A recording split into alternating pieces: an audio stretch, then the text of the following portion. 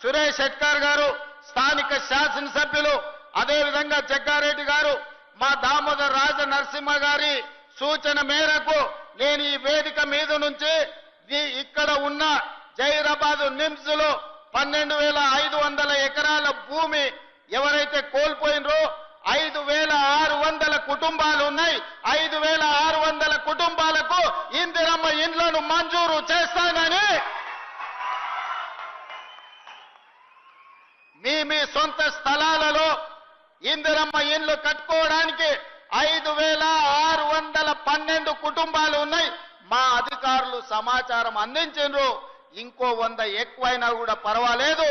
భూమి కోల్పోయిన ప్రతి కుటుంబానికి ఇందిరమ్మ ఇండ్లు మంజూరు చేస్తామని ఈ వేదిక మీద నుంచి ఆ రైతులకు ఈ సంతోషకరమైన వార్తను చేరవేయాల్సిందిగా ఇక్కడికి వచ్చిన మిత్రులందరికీ తెలియజేస్తున్నాను.